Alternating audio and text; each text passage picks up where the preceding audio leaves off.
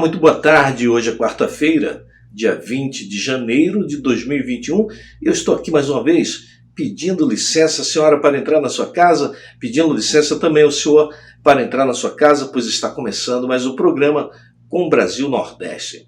Hoje o nosso colega Kleber Araújo vai falar sobre a solidariedade dos governadores da região Nordeste que vão acolher pacientes da cidade de Manaus. O Eduardo Negrão vai falar sobre a briga, sobre a disputa pela paternidade do Coronavac, dessa vacina que o governador de São Paulo está avocando para si a paternidade. A nossa assistente de mídias sociais, Natânia Mello, vai falar sobre o estado do Piauí e o cancelamento da festividade da festa de carnaval. A nossa estreante, Kelly Farias, vai falar sobre a vacinação da primeira indígena na região centro-oeste do país. Quero também lembrar a você que hoje é Dia Nacional da Parteira Tradicional. Esse dia foi instituído pela Lei 13.100 de 2015, que instituiu o dia 20 de janeiro como Dia Nacional da Parteira Tradicional. Então, muito obrigado pelo carinho da sua audiência. Se puder, mande um WhatsApp para a gente, dizendo de qual parte do país que você está assistindo a nossa programação. Nós queremos abraçar você e a sua cidade. Por falar em abraçar você e a sua cidade, nós vamos falar também sobre algumas cidades que estão aniversariando hoje, tá bom? Muito obrigado, então, mais uma vez, pelo prestígio da sua audiência. Vamos começar a girar, vamos chamar a nossa assistente de mídias sociais, Natânia Mello, que vai trazer informações sobre o estado do Piauí. Natânia, boa tarde. Boa tarde, Sandro de Moura. Ontem falei sobre o cancelamento de festas carnavalescas em João Pessoa, na Paraíba. Hoje vamos falar sobre o Piauí. O governador do Piauí, Wellington Dias, decidiu suspender as festas carnavalescas deste ano em todo o estado. Além disso, não será ponto facultativo nem na segunda-feira de carnaval e nem na quarta-feira de cinzas. A Prefeitura de Teresina também adotou as mesmas medidas e, desse modo, o curso, tradicional festa carnavalesca feita dias antes do carnaval, não será realizado. O gestor afirmou que os eventos poderiam gerar um aumento na transmissibilidade do vírus e, consequentemente, causar um colapso no sistema de saúde em algumas regiões do estado. Após uma reunião do governador com representantes do Comitê de Operações Emergenciais, nesta terça-feira 19, foi decidida também a abertura de 40 novos leitos que serão implantados em Teresina, devido ao aumento da média móvel de casos entre 30% a 40% por dia. Natânia Mello, para o programa Com Brasil Nordeste. Obrigado, Natânia Mello. De bom tom que os governos possam rever essa questão de carnaval, afinal de contas, o coronavírus ainda está por aí, e foi através dessa marchinha de carnaval que São Paulo abriu as portas, Salvador abriu as portas, Rio de Janeiro abriu as portas, Recife abriu as portas e depois trancaram para infectar todo mundo dentro do curral, né? Foi assim mesmo, trataram a população como verdadeiros animais, trouxeram suas festinhas, trouxeram o vírus chinês para dentro do país e depois trancaram tudo. Vamos agora até o Rio de Janeiro, onde o nosso colega Kleber Araújo vai falar sobre a solidariedade do povo nordestino, porque afinal de contas, os governadores estão aí representando também o povo nordestino. Rio Grande do Norte, Paraíba, Ceará, recebendo pacientes de Manaus que estão de maneira muito triste, perdendo a vida, literalmente por falta de oxigênio. Kleber Araújo, boa tarde, pode chegar. Boa tarde, Sandro de Moura. Gestores da região Nordeste atenderam a solicitação do Estado do Amazonas para que outras unidades federativas acolham seus pacientes infectados com a Covid-19 mediante ao colapso do sistema de saúde que afetou o abastecimento de oxigênio dos hospitais, principalmente no município de Manaus.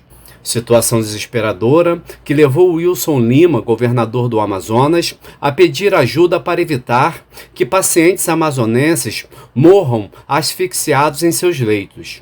Por meio da Secretaria Estadual de Saúde do Rio Grande do Norte, a governadora Fátima Bezerra acolheu 12 pacientes, através de uma parceria que envolveu o Ministério da Saúde e as Forças Armadas. Recebidos durante a madrugada de segunda-feira, 10 pacientes foram encaminhados para o Hospital Universitário Onofre Lopes, enquanto outros 2 foram internados nos leitos vagos do Hospital Giselda Trigueiro, ambas as unidades de saúde localizadas em Natal.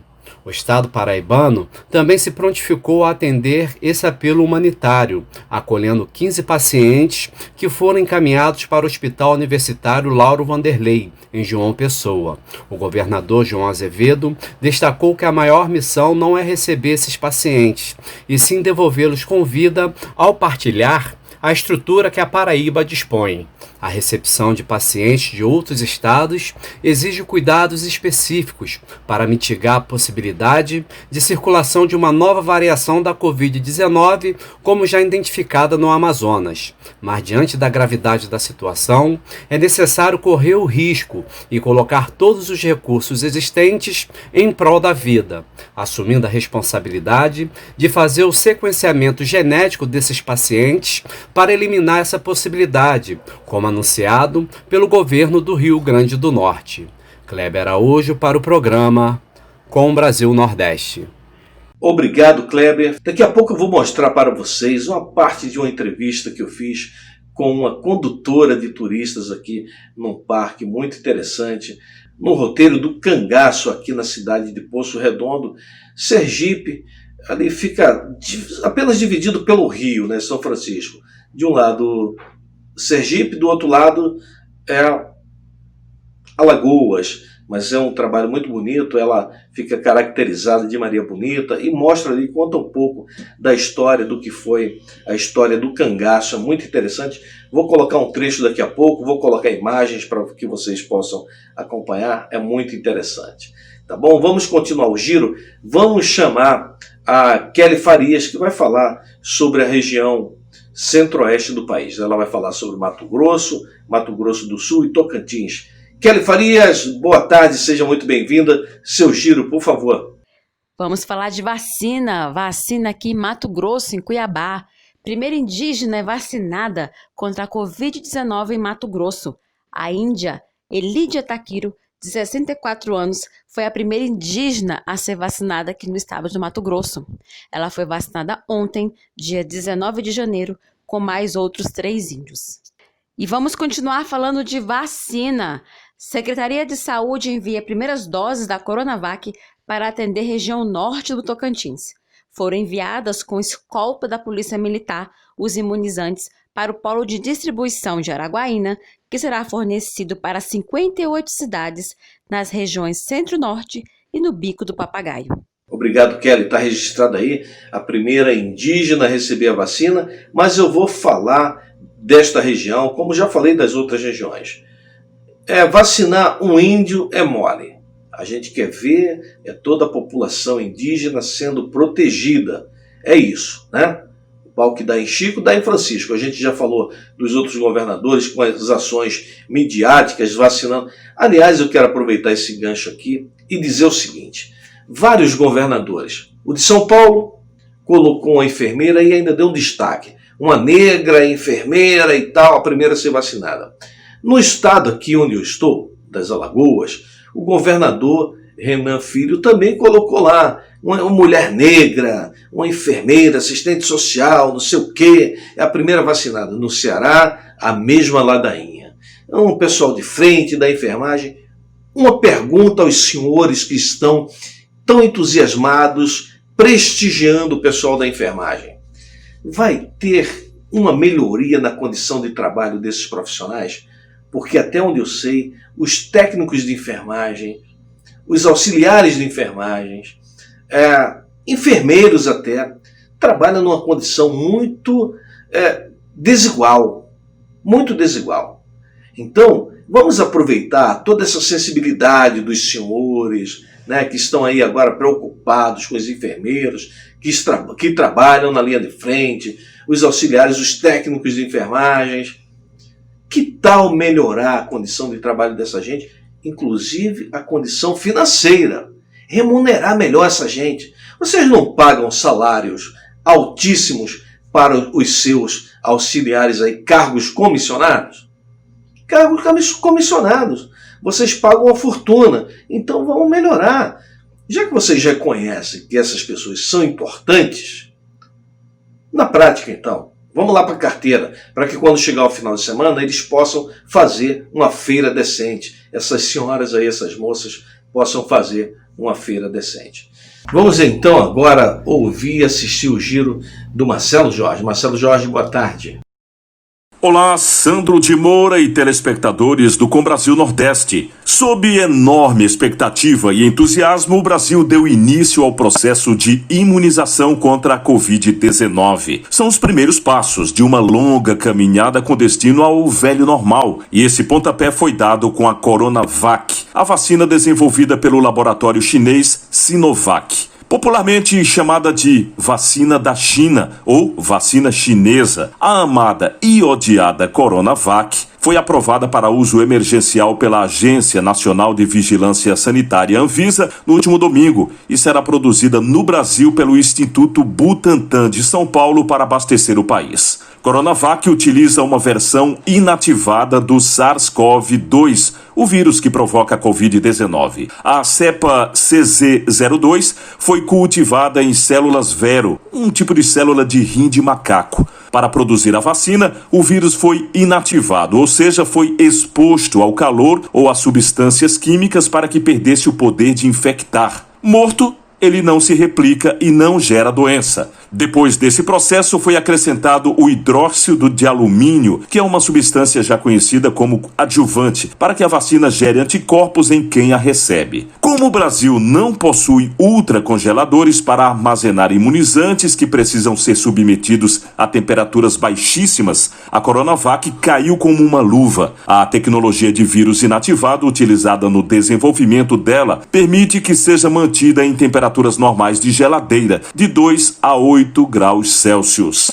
Durante os testes clínicos da Coronavac não foram relatados efeitos colaterais graves. As reações mais comuns foram dor, edema ou inchaço no local da aplicação, dor de cabeça e fadiga. Antes de serem liberadas para uso, as vacinas precisam passar por várias fases de estudos. Antes dos testes em humanos, é feita a fase pré-clínica, na qual serão realizados testes em modelos celulares e de animais. Além da resposta imune, é checado como o organismo dos animais se comporta e também se há efeitos tóxicos. O Ministério da Saúde está recomendando que a segunda dose seja ministrada com intervalo de 2 a 4 semanas da primeira aplicação. Segundo o laboratório Sinovac, desenvolvedor da Coronavac, o estudo feito no Brasil mostrou que a vacina foi até 20% mais eficaz quando os voluntários recebiam a segunda dose, com intervalo de 3 semanas ao invés de 2. Embora aprovada para uso emergencial no Brasil, na Turquia e na Indonésia, a Sinovac ainda não divulgou o resultado global dos testes da fase 3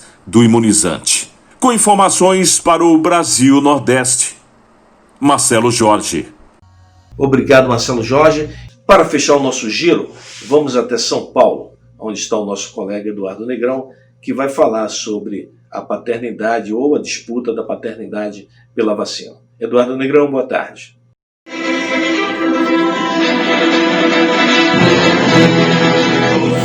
Boa tarde, Sandro de Moura, amigos do Brasil Nordeste.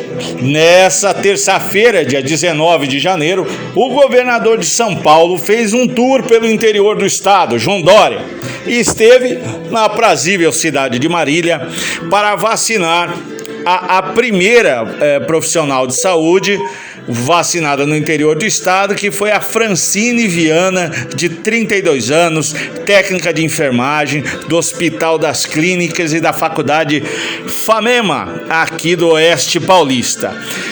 Mas o que interessa isso é que começou a luta pelo título, de campeão mundial dos pesos pesados da presidência, que será decidido só em 2022, onde o Dória tem esperança de enfrentar o Jair Bolsonaro no segundo round, no segundo turno. Uma coisa é clara, esse round das vacinas, o Dória venceu, saiu na frente, conseguiu aprovar a Coronavac e está usufruindo desses louros. O problema durante a visita do Dória foi outro, é que ficou claro a falta de penetração dele no interior de São Paulo. E ao contrário de muitos estados, aqui em São Paulo, você pode ser governador se perder na capital, mas não pode ser governador se perder no interior. Por exemplo, o próprio Dória foi derrotado na capital pelo Márcio França e se elegeu governador pelos votos do interior. O Fleury, muitos anos atrás, o Quercia, já aconteceu algumas vezes. Agora, sem os 19 milhões de eleitores do interior de São Paulo, fica difícil viabilizar um governador, quanto mais um presidente da República Paulista. E a visita do Dória viu que ele mostrou que ele tem muito que trabalhar ainda. O Dória talvez seja o governador que menos visitou o interior de São Paulo, que não é o interior de um estado qualquer, o interior do estado de São Paulo. Se fosse separado, seria a quarta, quinta PIB do Brasil, maior que a Argentina, por exemplo. E, como eu disse, um maciço de 19 milhões de eleitores. Não é fácil conquistar esse eleitorado. O grande padrinho do Dória, Geraldo Alckmin, se afastou dele, que conhece muito bem o interior de São Paulo. E o Dória está meio sozinho. O interior de São Paulo, que deu uma expressiva vitória ao Jair Bolsonaro. Aliás, não foi o Dória que venceu, foi o Bolsonaro que venceu de forma cachapante o Haddad e arrastou o Dória. Porém, nesse momento, é uma vitória parcial do Dória. Vamos aguardar a resposta do presidente Jair Bolsonaro com soluções mais inteligentes para a crise do Covid-19 e, em nome do Senhor, a demissão do ministro Pazuello. Eu mesmo defendi, mas não dá mais, né? Toda corda esticada demais arrebenta. Eu sou Eduardo Negrão, do Sertão Paulista, para o Brasil Nordeste.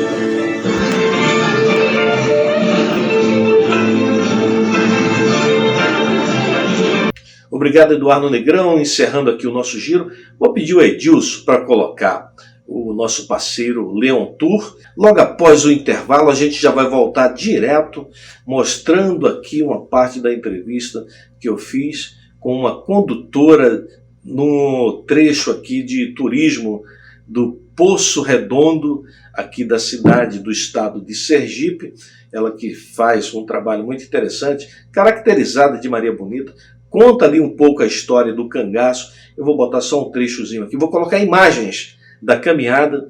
Olha, pessoas ficam até um pouco exaustas durante essa caminhada, porque o sol quente, né? O pessoal também sai para fazer essa trilha num horário meio puxado. Vocês vão ficarem surpresos com gente colocando a língua de fora. Brincadeira, não é tanto assim, mas quando forem para essa caminhada, por favor, vá com a roupa leve, vá de tênis, leve água, porque apesar de ser um percurso não é muito grande, 1.600 metros, apenas, né, 1,5 km, mas o sol é muito quente aqui na região de Sergipe, Alagoas, então é bom que você vá prevenido, tá bom? Edilson, coloca aí as imagens desse trajeto tão interessante que é o roteiro do cangaço aqui em Poço Redondo, no estado de Sergipe. Com a Leão Tour, o cliente não é apenas mais um passageiro. Nossa marca mais forte é o atendimento personalizado. Dos itinerários mais longos a viagens mais curtas, a Leão Tour oferece os destinos mais diversos, aconchegantes hospedagens e roteiros de entretenimento que cabem no seu orçamento. Se viajar é um prazer, com a Leão Tour, este prazer não tem limites. Acesse leãotourmilhas.com. Carla, quanto tempo que você faz esse trabalho aqui no parque? 4 anos. 4 anos. Como é que você chegou até esse trabalho? Eu vivia aqui mesmo no estado de Sergipe, de onde eu sou natural. Aí quando eu fui morar no Povoado das Rendas, como meu esposo é de lá, eu fiquei sabendo de um estágio que tem aqui. Antes eu era só rendeira. Aí eu vim fazer esse estágio, passei, só que no tempo eles não podiam ficar com todos os funcionários, mas aí eu continuei persistindo, fui cobrindo algumas folgas, já tinha todo o treinamento e quando eu me vi já estava com a carteira assinada e o cangaço me raptou. Cangaço te raptou? Me raptou. O que você mais gosta do teu trabalho? O que mais eu gosto do meu trabalho é as trocas de experiência, conhecer as pessoas. Eu aprendo com elas, eu passo o que eu sei, eu aprendo também o que eles passam para mim. E qual a percepção que você tem? As pessoas quando chegam aqui, quando elas saem, qual a impressão que você tem? O que eles levam daqui? Aí eles levam uma outra imagem com certeza da história. Porque às vezes eles vêm com uma perspectiva mais cruel do cangaço. E aí aqui eles, diante do contexto histórico, ele percebe que eles voltam o tempo e percebem que muita coisa não mudou, só os personagens. E que eles não eram tão cruéis assim, foi uma forma deles sobreviverem à época. Você, como condutora, não pode expor tua opinião, mas Não. como cidadã, você acha que o cangaço foi cruel? Não dá para negar que houve requintes de crueldade, mas no meu ponto de vista, eu, Carla, saindo do personagem, eu vejo eles como heróis e combatentes, com certeza. Qual a mensagem que você deixa para as pessoas que quiserem vir conhecer um pouco aqui da história do Entre Morros aqui, das bordadeiras e até mesmo aqui do percurso do cangaço? A mensagem que eu deixo é que venham se aproximar mais da cultura, tanto nordestina como da cultura de sobrevivência, né? Como o pessoal de Entre Montes, que vivem da pesca, do artesanato esse que o cangaço também trouxe, né? Eles eram artesãos, tanto em fabricar couro, mas também artesanato, a mão, Lampião tinha máquina de mão, né? Os bornais foram feitos por eles, foram bordados por eles, então toda essa região aqui, resumindo, é cultura viva. Cultura nordestina. Cultura nordestina, chachado, buchada e música, pé de serra, forró pé de serra. Obrigado, Carla. Eu que agradeço, foi um prazer conduzir vocês. Olha, eu quero agradecer desde já a Carla, que é essa condutora dos turistas nesse roteiro do cangaço, né? Que conta a história do cangaço. Ela foi muito gentil, conversou com a gente. Inclusive, a Carla tem uma história muito bonita. Ela está estudando história, ela está se formando, né, nesta área. Uma menina que batalhadora, está trabalhando há 4 anos já como condutora, tem uma história muito interessante.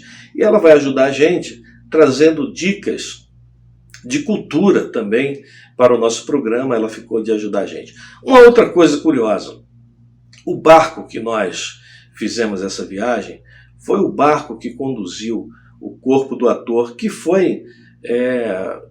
Olha, um detalhe interessante é que esse barco que nós alugamos para fazer essa pesquisa para a matéria é o barco que conduziu o corpo do Domingo Montes, que faleceu, que teve o afogamento no Rio São Francisco, naquele episódio junto com a Camila Pitanga. E o rapaz que conduzia a embarcação, ele foi o segundo a chegar para o resgate da Camila Pitanga. Ele disse que primeiro chegou um barco de pescador e depois, em seguida, ele foi acionado, chamou uma lancha e ele que foi lá e contou um pouco da história para a gente. Depois a gente fala um pouco mais aqui para vocês, tá bom? Agora vamos voltar, vamos trazer aqui um parceiro, por falar em turismo, vamos trazer aqui algumas imagens do Hotel Vila Velute, do nosso amigo Paulo Gontijo, que é um hotel espetacular aí em Brasília, um hotel fazenda com estrutura de resort. Vou pedir ao Edilson para colocar aqui algumas imagens, e se vocês quiserem tirar um final de semana de folga, ou quem sabe até uma folga um pouco mais estendida, vale muito a pena você conhecer as estruturas do Hotel Vila Velute. Edilson, coloca um pouco das imagens do Hotel Vila Velute aí, por favor.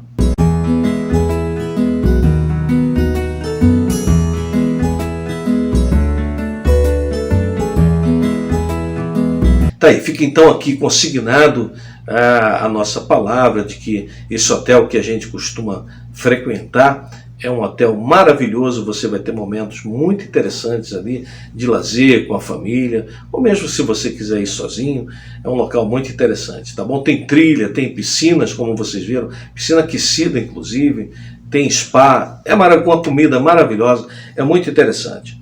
Olha, vamos deixar aqui registradas as cidades que estão fazendo aniversário hoje. Cidade de Poço das Trincheiras, aqui no estado das Alagoas, onde nós estamos. Telha, no estado de Sergipe, estado aqui vizinho, e Paulo Ramos, no estado do Maranhão. Parabéns, então, a todos os munícipes destas cidades de Poço das Trincheiras, em Alagoas, Telha, no estado de Sergipe, e Paulo Ramos, no estado do Maranhão.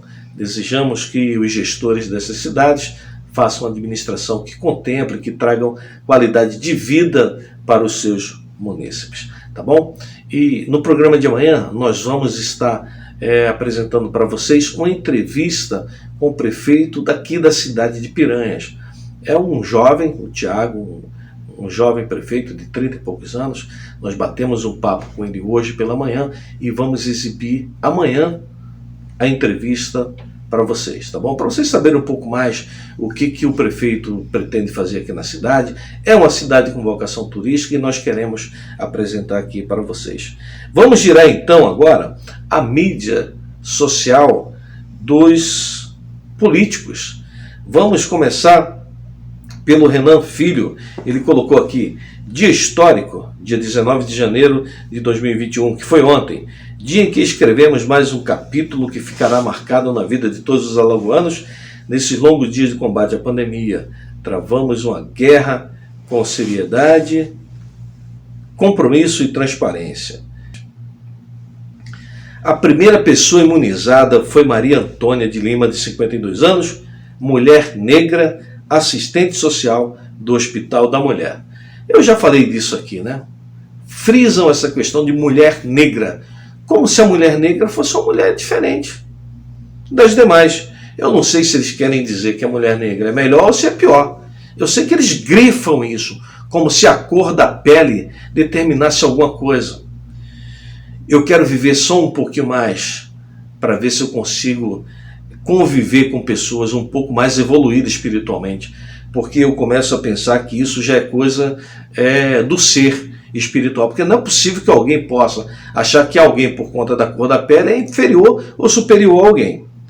O governador da Bahia, Rui Costa, postou no seu Twitter: depois de iniciar a vacinação na Bahia, fui a Brasília batalhar para atrair empresas para substituir o vazio deixado pela Ford em Camaçari. Nossa comitiva de quantos, hein? Comitiva de quantas pessoas? Nossa comitiva apresentou na oportunidade de investimento em nosso estado nas embaixadas da Índia, do Japão e da Coreia do Sul. O governador foi para Brasília, segundo ele aqui, apresentar a oportunidade de investimento no seu estado. Na Bahia, levou uma comitiva. Não sabemos de quantas pessoas. O governador Camilo Santana postou o seguinte: compartilho imagens de mais municípios cearenses que iniciaram a vacinação contra a Covid. A distribuição da vacina foi feita ontem pelo governo do estado para todas as regiões do Ceará. É o começo de um processo que nos traz muita esperança e força para continuar lutando, e nós torcemos que seja assim mesmo. Estamos chegando ao final da nossa programação. Queremos muito agradecer o carinho da sua audiência, pedir que, se você puder, mande um WhatsApp para a gente, dizendo de onde que você está assistindo a nossa programação, se está chegando legal o programa, se está tudo bem. Nós queremos muito a sua participação, queremos poder abraçar você, queremos poder abraçar a sua cidade. Olha, você pode ouvir esse programa na nossa rádio web, em 3 horários diferentes: 14 horas, 18 horas e às 20 horas, tá bom? radiobrasilnordeste.com, você vai lá e você pode ouvir a nossa programação. Obrigado pelo carinho da sua audiência, estamos gratos a Deus pelo dom da vida. Amanhã queremos convidar você para estar de volta aqui. Teremos uma entrevista com o prefeito da cidade de Piranhas, aqui do estado das Alagoas, o Tiago, tá? Do MDB. Vamos ver o que ele tem a dizer para os nossos telespectadores. Obrigado de coração pelo carinho da sua audiência e até a próxima.